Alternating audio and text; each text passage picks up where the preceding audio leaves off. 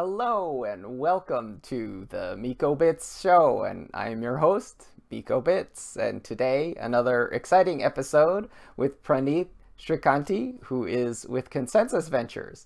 So we're very excited to hear a little bit about DeFi and governance. There's a lot of really emerging and exciting trends. So I think, just real quick, this is an opinion only show and for entertainment purposes. So it's not investment advice. If we're going to talk about various DeFi tokens or anything else, obviously seek professional investment advice if that's your idea. So I guess without further ado, Praneeth, hey, welcome. Thank you. Very glad to be on and glad to speak about a lot of things that excite the both of us. Yeah, fantastic. So the other day, you and I had a great conversation about kind of emerging topics in decentralized governance. So I would love to kind of get your kind of overview. So how do you see this space shaping up? It's a good question. I would still say that every day remains a discovery in some sense, with things kind of popping up in ways that we haven't anticipated. But in some fundamental sense, governance, as it has been, is fundamentally exciting given the notion of transparency that we kind of have in the space, as well as the fact that there are people who seem to be much more aligned and have that same voice or representation more so than what you might typically see in other forms of governance in the traditional world as it's been so far. But yeah, I just get the sense that there always remains a conflict between the biggest conflict is essentially ensuring that there's enough participation and enough participation from people who are incentivized to see things that are more oriented towards a long-term successful outcome, given how early the space is, which is then complicated by the nature of having more liquid instruments that you typically associate with governance. So, but yeah. I mean, I think you said something very a big thing, which is I think so the phrase long term is a huge, huge topic, right? And the thing that's so interesting about decentralized governance is that there is the possibility of any kind of a time frame, right? People have different kinds of time value horizons, right? So because of these time value constructs, you have really, really different and disparate kind of mechanisms, and I think that to me, like when I look at decentralized projects, to me, governance is something that's not automated, right? And there's so much of DeFi things that are automated, right? That's the idea is to produce automation. So the thing that's so funny about the governance topic is that it really remains this bastion of non-automated behavior. So like humans, right? So that's where all the excitement is. So I to me, talk about short term versus long term. I'm very interested in that. Um, in some regard, there has been, I guess that there are systems in certain ecosystems that have realized or have realized some notion of combining things that are much better performed by autonomous systems, thanks to the various nature or the complexities involved in kind of juggling around or constructing, should we say, in your head, the outcome associated with a manifold. What kind of examples like that come to Um, mind? in some sense that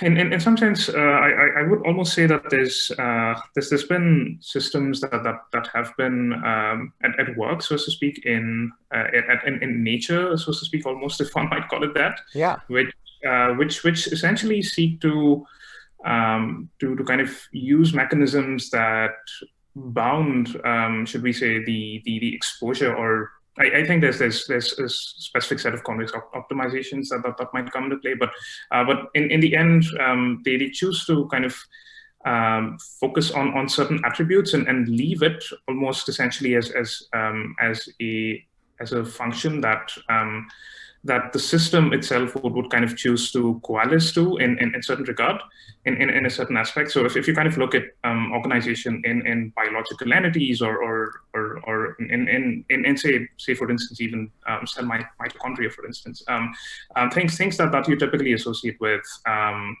lot of complicated activities that happen within these systems are almost a consequence of nature, or I guess the physical universe kind of getting to a point where it kind of chooses to optimize say the energy of the system that is contained within the same, and then you kind of have things that converge to a specific minimal set of outcomes, and then you kind of also have supervisory notions of kind of taking into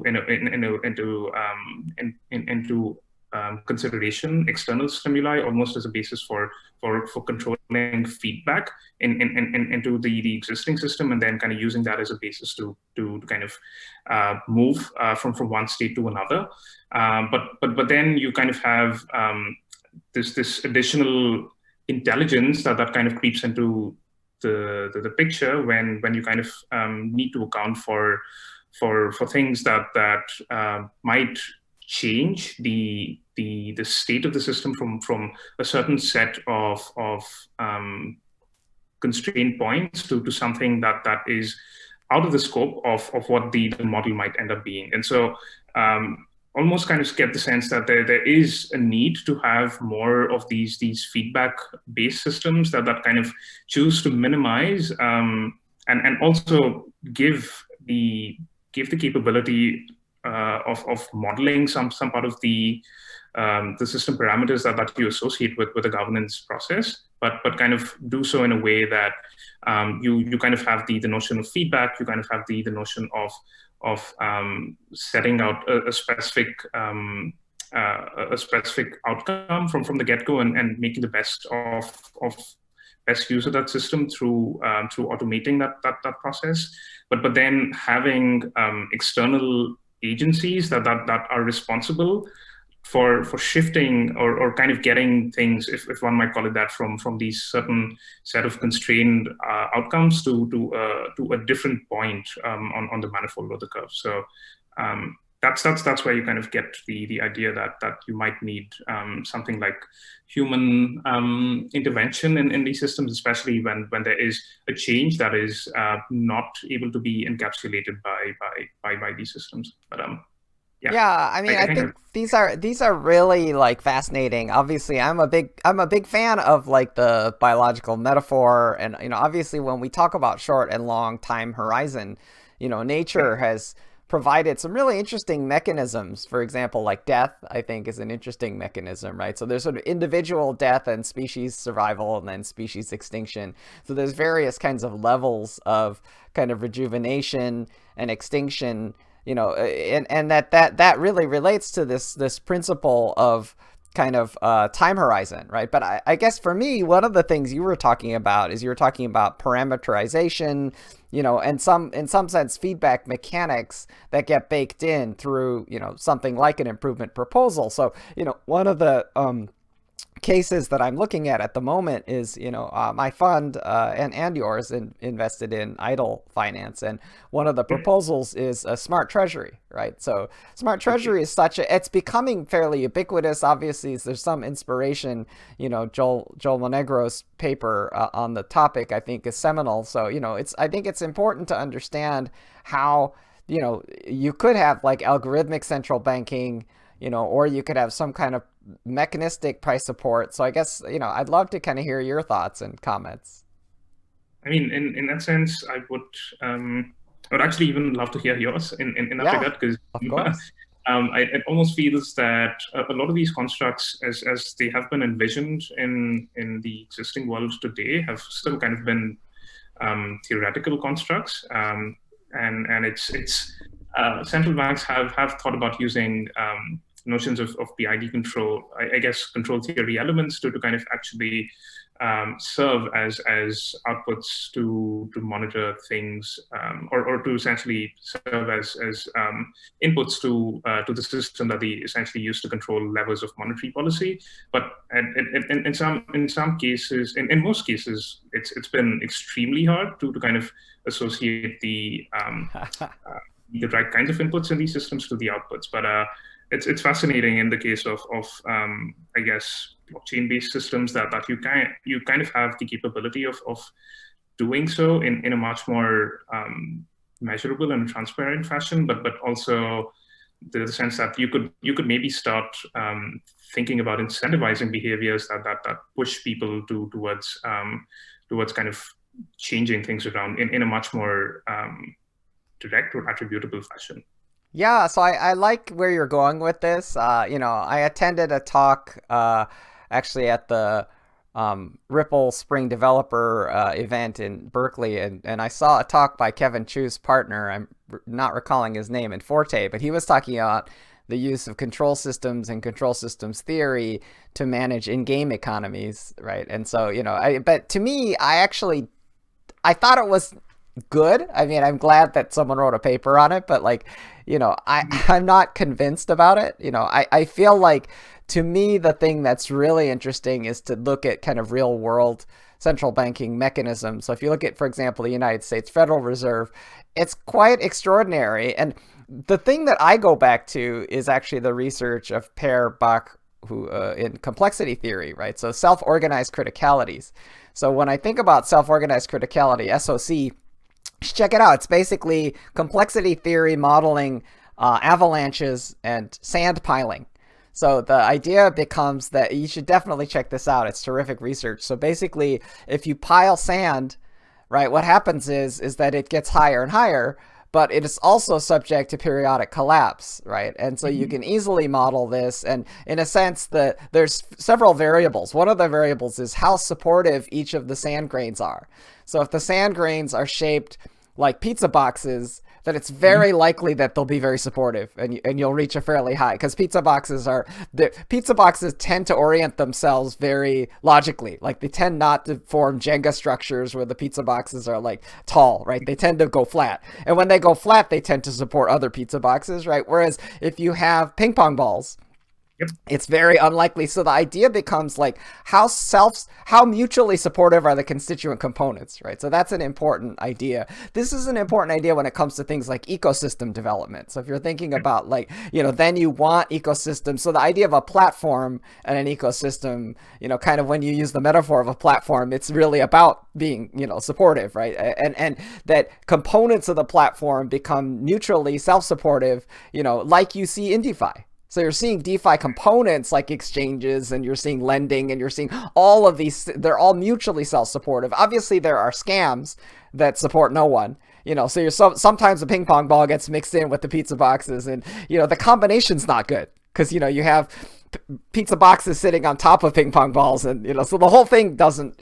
Obviously, the thing that's beautiful is to see self-organization when pizza boxes recognize ping pong balls, and they're like, I'm not using that, I'm only going to use this. So so it's more complicated than that. But what I'm really asserting is, I'm asserting that in this research, that collapsing basically of various sizes, which you measure by the grains of sand and how many grains of sand move, it actually turns out falls on a power law distribution. So you have one epic collapse, and then you have like smaller and smaller collapses.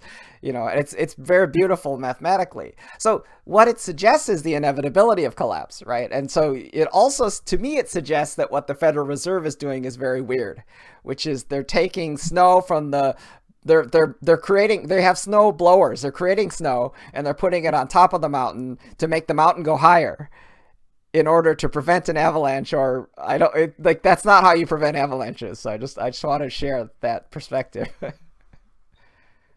It's an interesting perspective. You wonder if the research essentially points out the straw that breaks the camel's back, or in this case, the grain of sand that triggers an avalanche. Yes.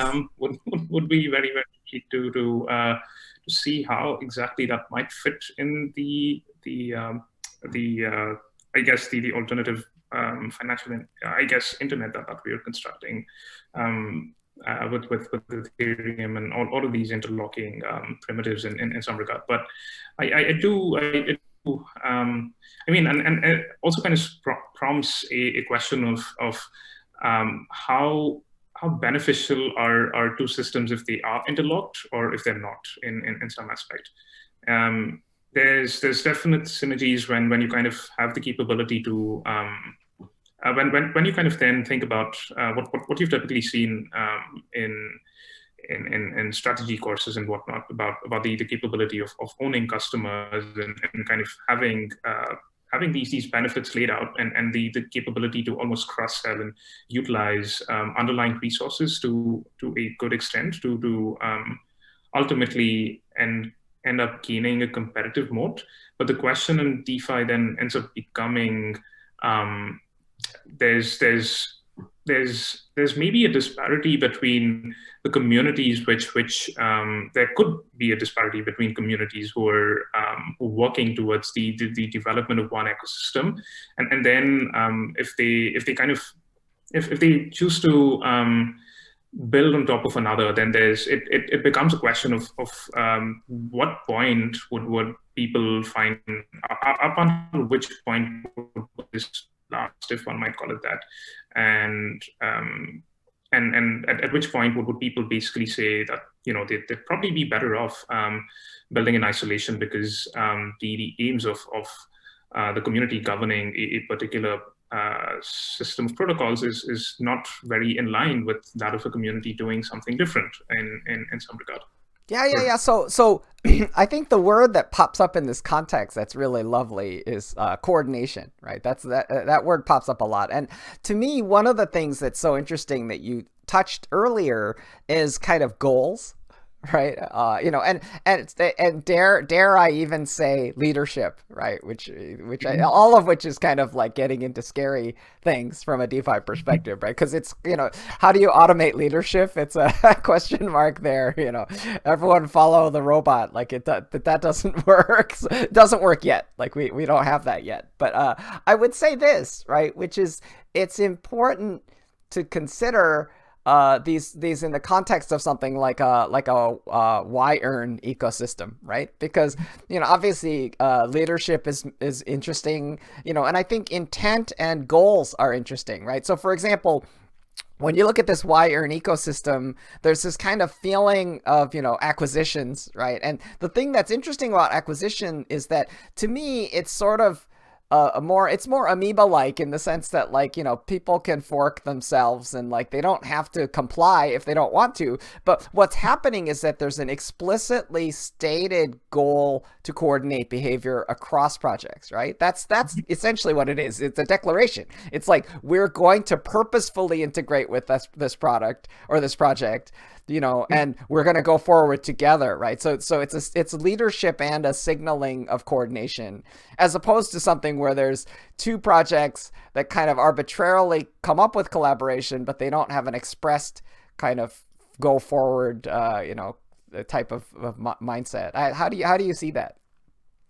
That's quite true in this case. I think there's and the way the thing that you basically spoke about as well, and in terms of having this intent clearly fleshed out is pretty much what has actually driven this express collaboration between all of the parts of the ecosystem that Y-earn is kind of working on and working towards in some regard.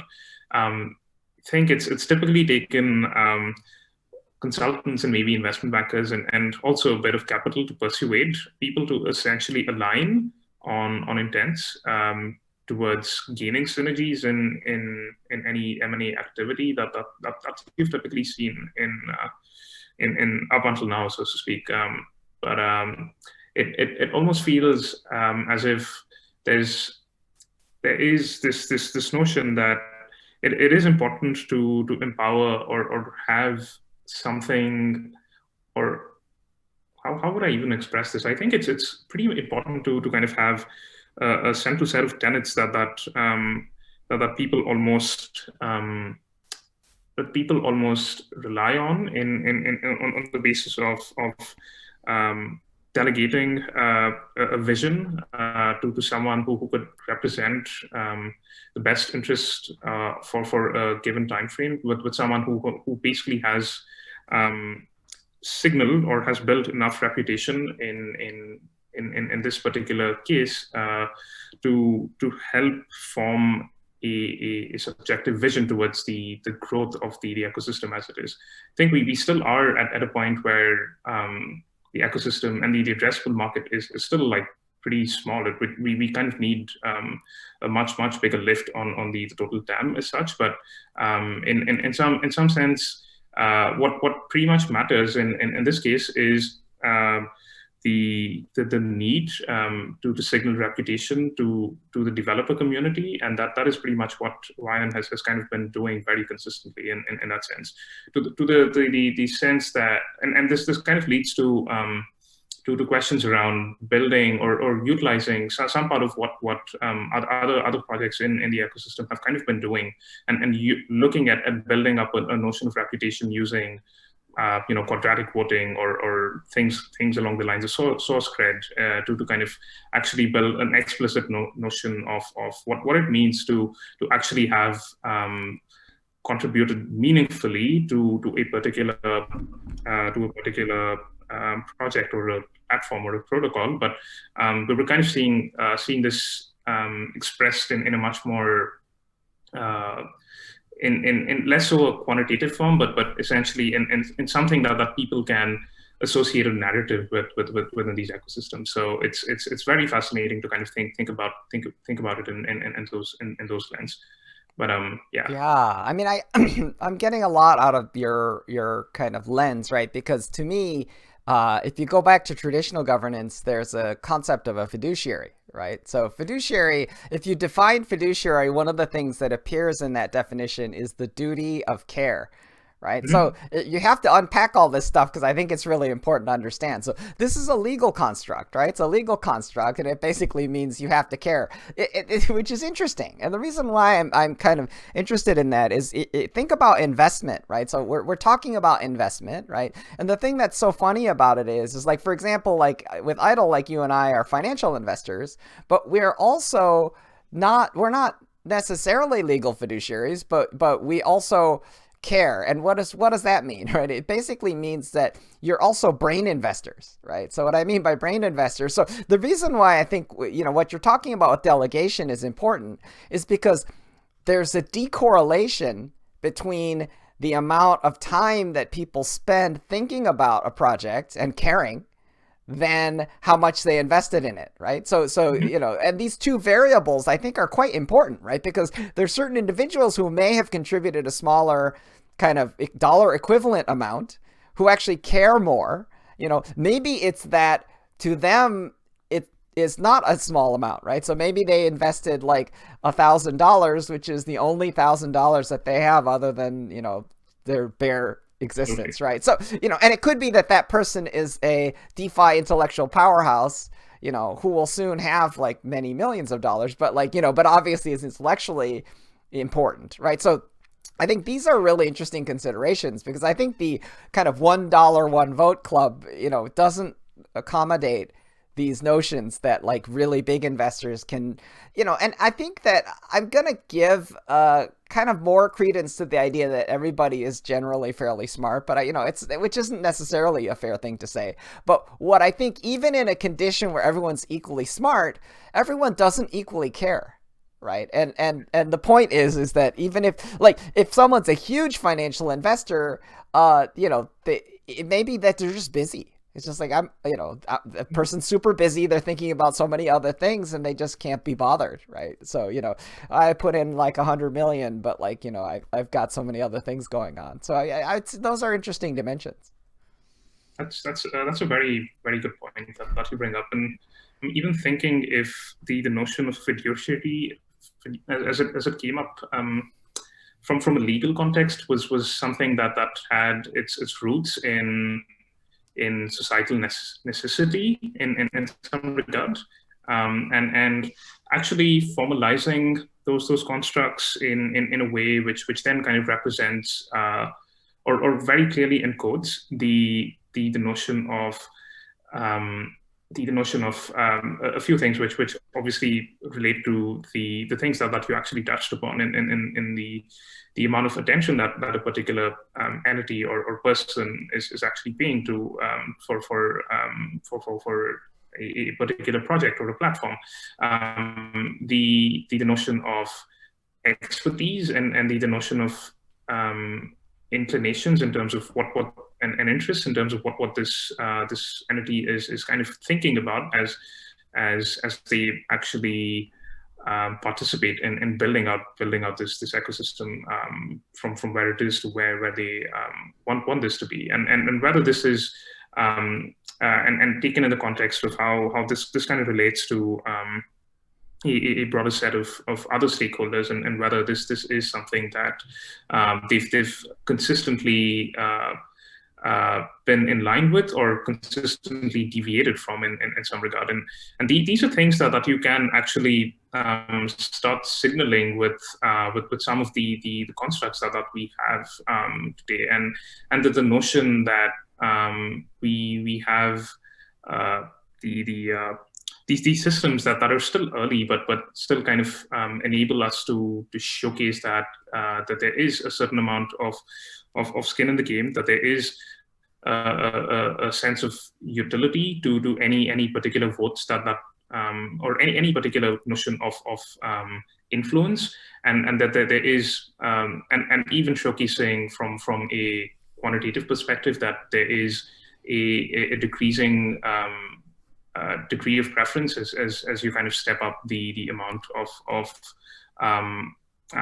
votes or the amount of influence that a particular system that a particular entity has on a system would be very, very beneficial in ensuring that and assuring other participants in the ecosystem that this is something that would be beneficial for a more diverse representation and participation, because there are some safeguards that you can kind of choose to encode and demonstrate that there's that actually ensures that there's not too much of a, should we say, a concentration of power in certain entities or in certain stakeholder groups that would be that could potentially be perceived as being harmful towards the growth of the ecosystem as it stands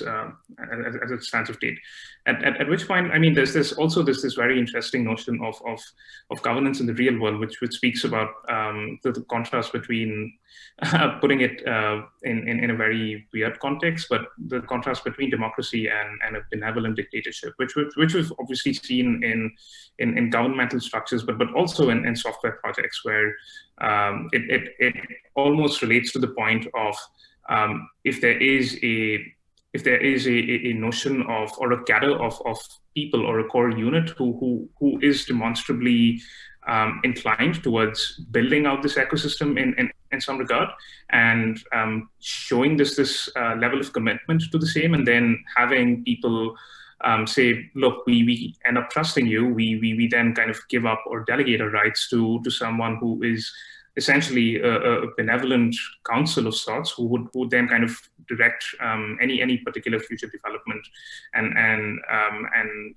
any steps that happen on this ecosystem as such. And that is something that a few systems have kind of reverted to or have kind of taken into consideration, as opposed to more of these stadia structures in particular open source communities, where you kind of have the ability to gravitate or attract more developers and more community maintainers in some regard, who are equally passionate in some sense and have the capability to actually digest and drive towards a more managed goal of kind of making the ecosystem better. So I guess, I mean, there's a lot of thoughts that have kind of been put in there, but I think it kind of really boils down to the notion of of understanding the ecosystem as it stands and at a given point in time, and then kind of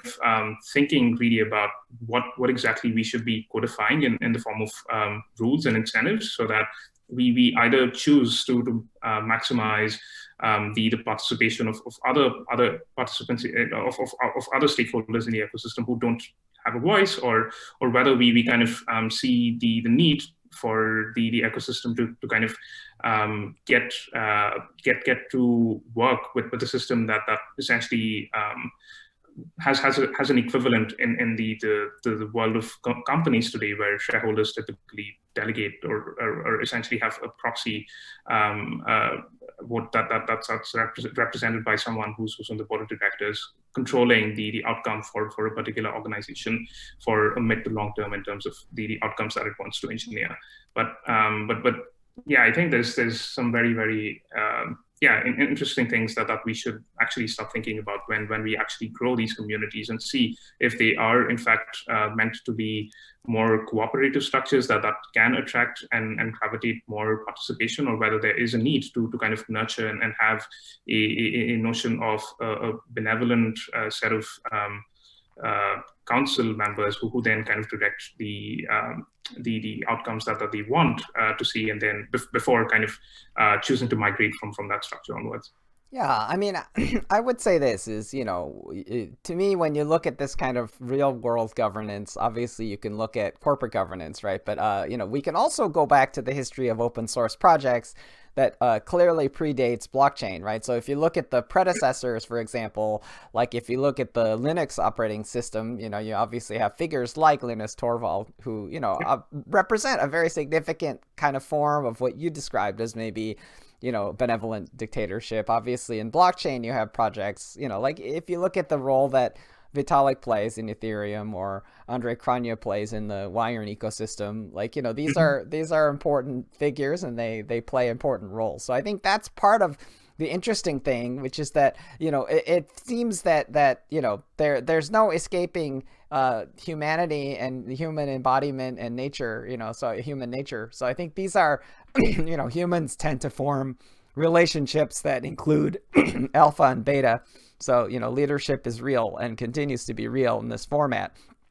The thing that's interesting about the definition of a fiduciary in the traditional governance, corporate governance, is that it's a legal requirement, right? So instead of code being law, like law is law. And the thing that's interesting about a traditional fiduciary is that they have liability to demonstrate the duty of care, right? So if someone says they're in breach of their fiduciary responsibility, they, can face legal consequences, right? So I think if we're to recreate this model in a decentralized mode, then it would kind of stand to logic that anyone who is a decentralized fiduciary may have to have staked assets against their obligation, right? So I mean, obviously there's an implicit level of that, but it in most cases it hasn't been made explicit, right? In the sense that if someone is a major investor, then they have a lot of votes, and so there's kind of an implied fiduciary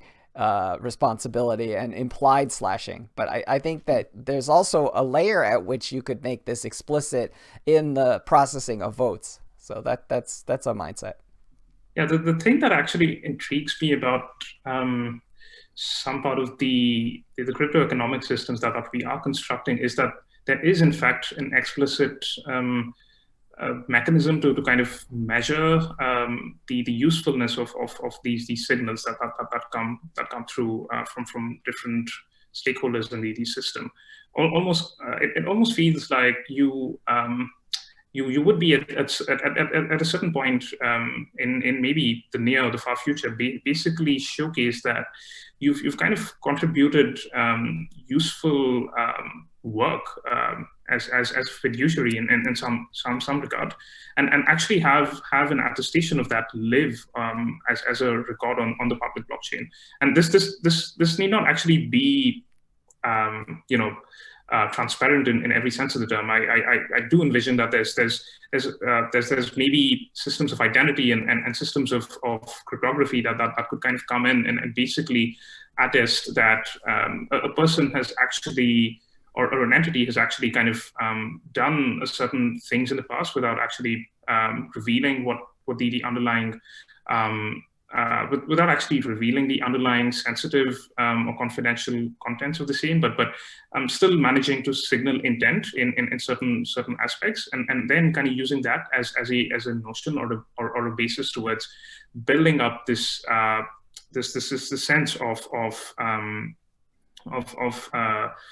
responsibility and the notion of fiduciary duty to a particular participant, and it kind of then makes it incredibly exciting to start thinking or imagining about a future where you kind of have all of these kind of laid out in a manner where you are kind of relying essentially upon some degree of the automation that the blockchain provides, essentially as a distributed verification mechanism to actually show that you've demonstrated a certain degree of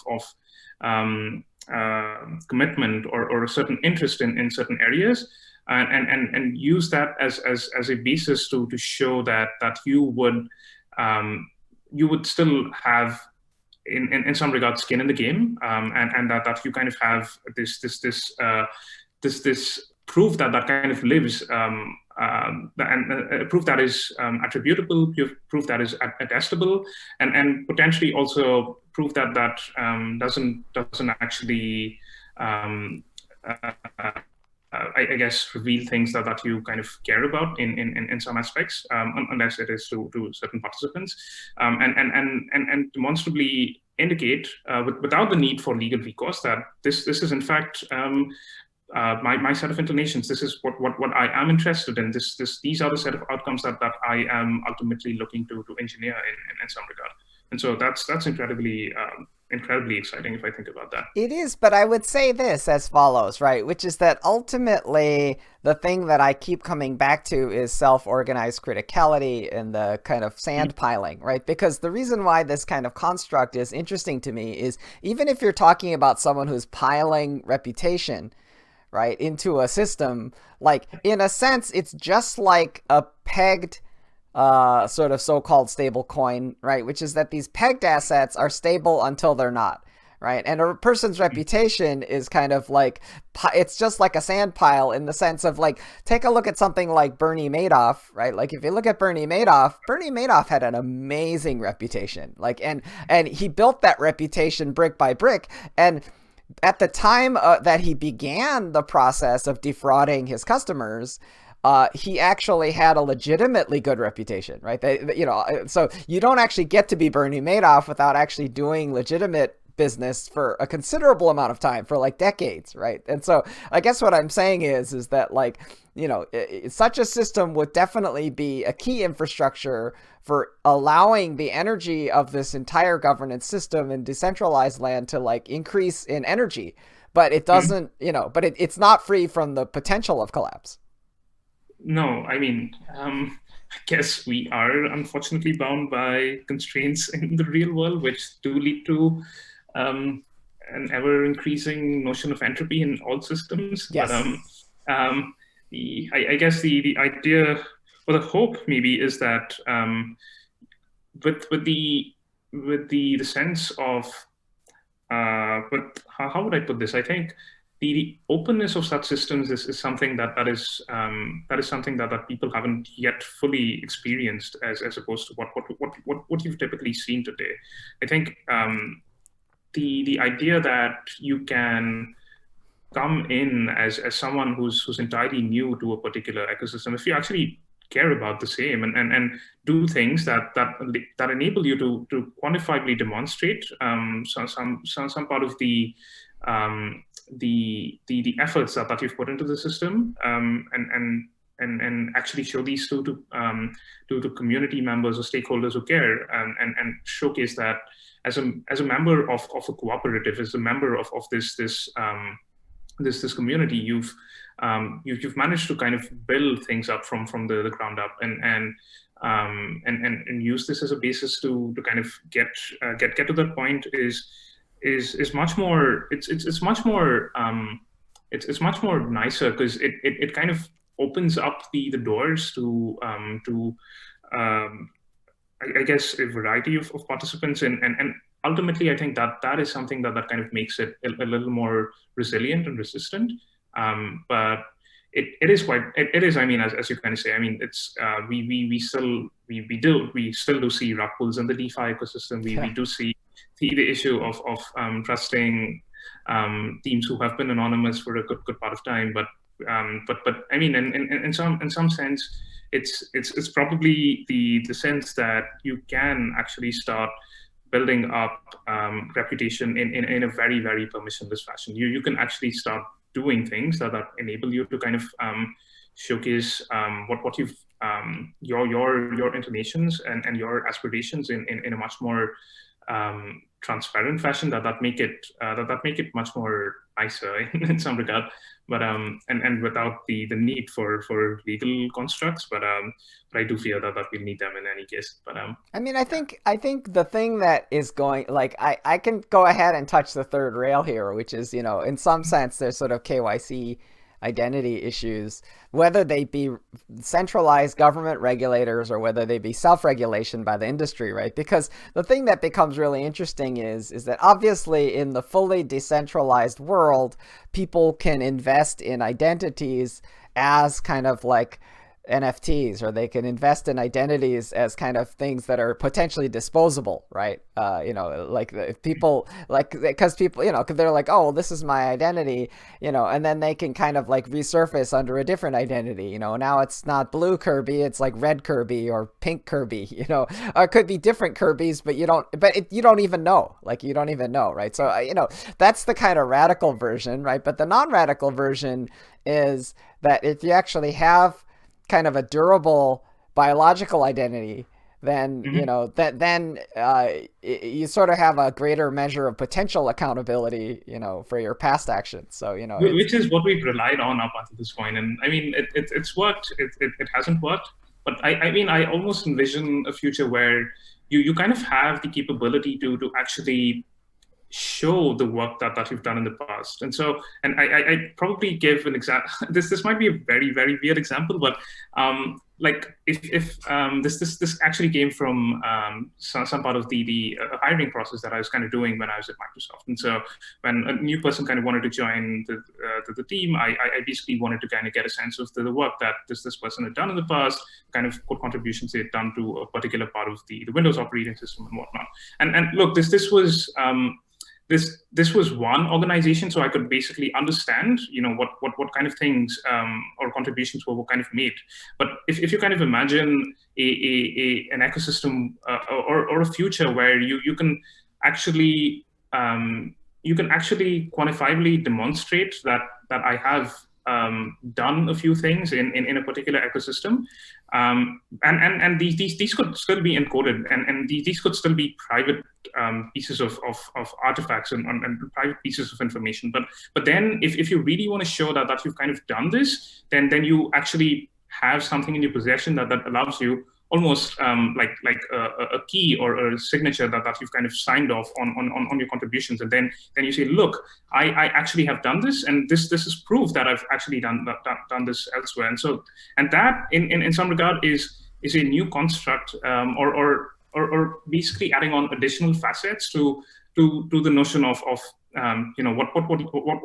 we already have with KYC and like fingerprints or iris scans and things along those lines. So yeah. No, I mean, it's exciting. It's exciting what you're saying, right? Because in a way, you're talking about kind of authenticity and originality, right? As tracing back to, not necessarily like, I mean, blockchain is a recording device, but like you're really talking about just like cryptographic signature, right? You're talking about like, signed contributions, right? Which I think that's good. That's a good thing, right? I think for sure we've managed to build an internet that's sort of based on kind of I guess fraudulence in a large respect, so I think it'd be great to kind of start to see some building blocks, and obviously properties like immutability and the ability to record a consensus history through a blockchain are nice, right? But I think that,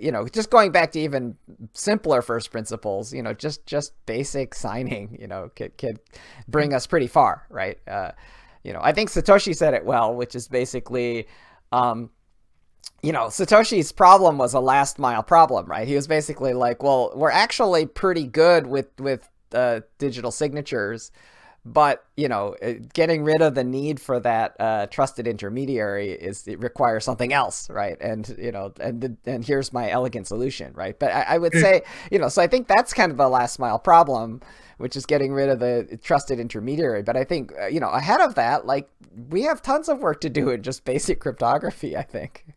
Absolutely. But yeah, it is, as you say. I think the notion that this is actually very it's interesting. I think I was kind of having this conversation with another colleague just maybe even an hour back. But it's this entire notion of crypto economics that Satoshi has truly kind of pioneered in this regard, where people typically when you kind of speak with people who've worked on distributed systems and the like, they kind of say, why should I trust the blockchain? Why is Sure. it that this distributed system would prove to be resilient in some aspect?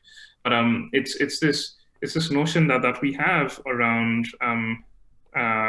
incentive designs that go into the construction of these protocols that actually ensure that they if you want to kind of move away from the accepted notion of what goes for truth in these systems, then you would have to you would have to basically persuade a whole lot of other people to kind of agree upon this, or you end up essentially gaining or you end up essentially risking exposure to an expected value of future fiscal or future fiscal outcomes that either end up panning to zero, or in cases like proof of stake systems, they end up being negative in some aspect, but thanks to penalties and slashing. So, but the idea that you have that you can actually enforce things to such an extent where you can incentivize people to move in a given direction, because that is ultimately useful for them from even a short-term perspective, but might actually help the system in the long run, is something that we actually haven't seen in any systems to date until the invention of blockchain-based systems. And so having a notion of that and encoded even as part of the governance policies that all of these protocols are working on, even seeing things that enable people to kind of move in a direction that is ultimately beneficial for the community as a whole, and for kind of building things that would be ultimately value accruing to everyone involved, or at least a majority of the participants involved, is going to be very, very interesting. Yeah, I mean, I'm obviously, we're all collectively working on the reinvention of the financial infrastructure, towards something that's more consensual and more, equitable. So I think all of these efforts are exciting and frontiering and noble. But I think the thing that is really interesting thus far, that's fascinating, is that I think that for a lot of people who kind of, maybe are nerds like myself, really are excited about the idea of trying to produce a system that has the property of fairness, right? That has some increased amount of fairness, right, inside. But the thing that's so interesting about the experiment around DeFi so far is that there's a dimension also of kind of ruthlessness. And so the thing that's so interesting when systems don't operate in accordance with kind of the collective visions that we have of kind of a more equitable, decentralized world, it can, there's an element that's kind of very predatory, and it's interesting because in a sense, like if you look at it from an evolutionary perspective, predation isn't wrong, right? There's nothing wrong with predation, and predation kind of like strengthens the herd, or it strengthens kind of the greater whole. So I don't know. I mean, how do you look at that?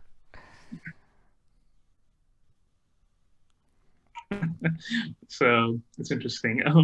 The notion of fairness is it is, as you say, it's very hard to kind of classify or get a handle on what fairness even implies Sure. in some aspects. I actually was kind of having a debate with someone around whether I should kind of be buying or supporting, should we say, local merchants around, as opposed to ordering something from an e-commerce site and kind of getting that at a much more cheaper subsidized rate in some regard. But it's I guess with when it comes to fairness, I think I almost feel that fairness is not something that kind of comes in through capital through the weight of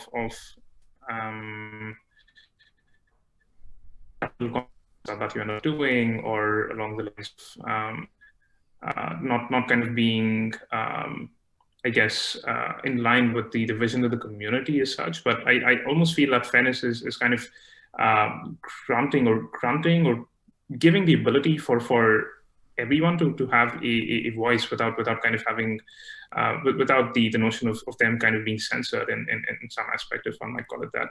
And also kind of having additional tooling that kind of like what, for instance, quadratic voting enables. I've always been a fan of the notion that you can actually kind of start constructing systems where the additional utility that you kind of have with what traditional voting systems have done typically reduces with the in the form of a in the form of a given function in some aspect with the which kind of bounds, I guess, the amount of influence that one might have in such systems. But I guess, I mean, I am someone who basically believes in the notion that things should end up being truly open and permissionless, and give people to give anyone a chance to either contribute or build upon in some aspect,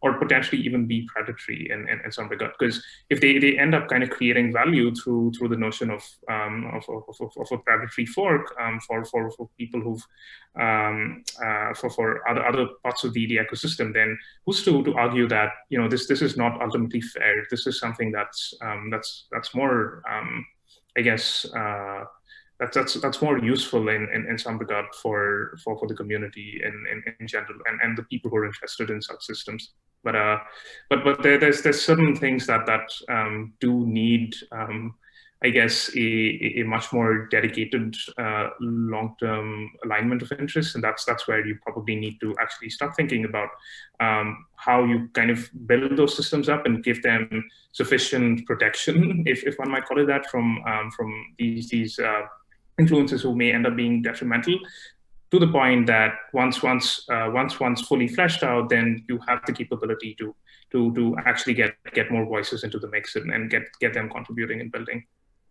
Yeah, I mean, I think we're probably just a few clicks away. I mean, the DeFi space is still fairly young and naive, so I think there are opportunities for major financial bullies to come in. And if you just buy in big enough, you can basically take control over improvement proposals. And you can potentially vote in. If it's sufficiently decentralized, you can basically it's effectively a 51% attack, right? You can effectively put an improvement proposal that says that, like, all the benefits accrue to my wallet. So it's Mm-hmm. I mean, obviously those types of behaviors could have interesting repercussions, but we'll see. I mean, But the yeah. thing that brings in the role to some extent of leadership, right? Because like for example, if that were to happen to the Wiren ecosystem, I suspect what would happen is that Andre would basically create like a Z-earn ecosystem and just clone everything out and say, I'm over here. Like, why don't you all accept my one-to-one Y-earn to Z-earn token swap and then start participating in my side.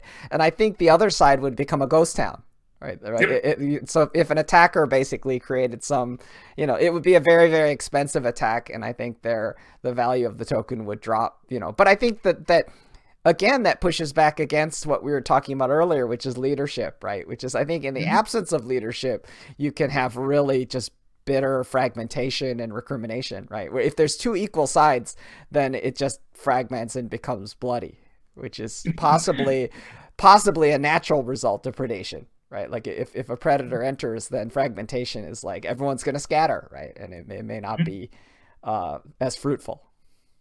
I guess we have seen the evolution of systems in the real world, which stand contrary to that. But again, it is a question of duration and how long they last. I guess in some regard, it is a question, I guess, of your preferences is to whether you kind of want to whether you kind of want to have other things that you focus on, and then choose to leave this aside to other people who actually care, and or whether you have enough interest or an aspiration to actually get down in the ring, get buddy, so to speak, and kind of get things moving along. I think we have seen different kinds of people with I guess that's what the human element really is, I guess. But yeah. Wonderful. Well, good. This has been a great conversation, and hopefully will stimulate a lot of people's thoughts as we envision this new future of decentralized protocols and governance. Absolutely. It's awesome. Thanks for this. Thanks for this time. I think it's a very, very nice break, especially as things grow pretty dark outside. So it's a good thing to keep in mind that it's a more interesting version of the future that we are working towards. It may end up planning or going very, very badly, and we might basically relearn all of what we've learned in the past millennia of governance, and then kind of get back to square one. But I kind of believe that we're kind of doing things in a way that is a completely new paradigm. So I'm very excited to kind of keep making the rules as we kind of go building this out. Yeah, absolutely. And playing DeFi is more fun than playing Cyberpunk 2077. So it is.